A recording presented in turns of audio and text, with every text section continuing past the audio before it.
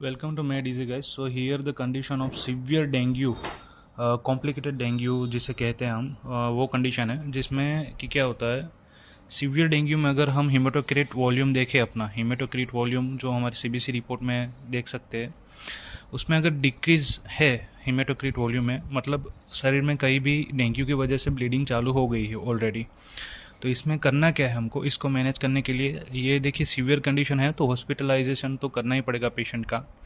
तो 5 से 10 ml पर केजी हमें प्लेटलेट, और प्लेटलेट अगर अवेलेबल ना हो तो रेड ब्लड सेल हमें ट्रांसफ्यूज़ करना पड़ेगा पेशेंट में।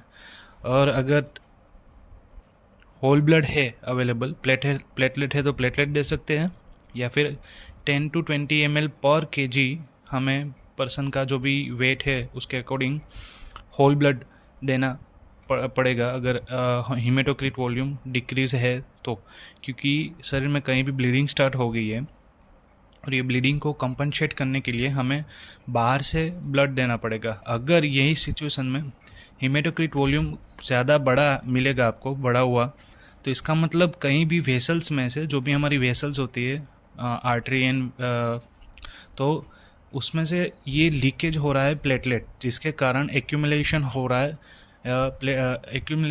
प्लेटलेट का ब्लड में टोटल एरिया में। तो ये क्या होगा, ये लीकेज की वजह से थर्ड इंटरस्पेशियल जो फ्लूइड होता है, जो स्पेस होता है, उसमें इसका लीकिंग चालू हो जाएगा। तो ये लीक होने की वजह से एक्यूमुलेट कहीं ना कहीं से, अगर पाइप में से, ये समझिए पाइप में से अगर फ्लूइड जा रहा है और ये रप्चर हुआ या कुछ भी लीक हुआ, तो ये आजू बाजू की जगह पे ही जमा होगा, ऑब्वियस चीज़ है।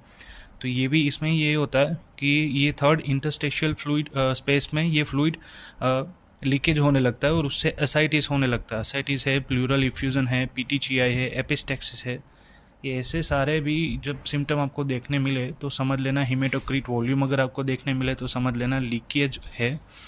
और अगर हीमेटोक्रिट डाउन मिले और ब्लीडिंग देखने को मिले तो समझ लेना कि ये डेंगू सीवियर डेंगू में अभी हमें ये प्लेटलेट चढ़ाना पड़ेगा। तो हर जगह फ्लूइड भी नहीं चढ़ाना है, हर जगह प्लेटलेट भी नहीं चढ़ाना है, आपको देखना है वाइटली पेशेंट को, और साइन एंड सिम्टम के अकॉर्डिंग आपको प्लान ऑफ ट्रीटमेंट करनी है।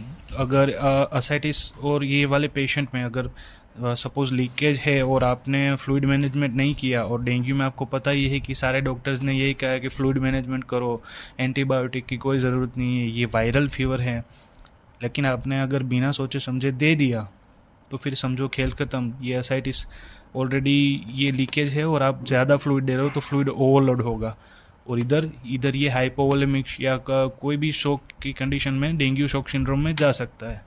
Thank you.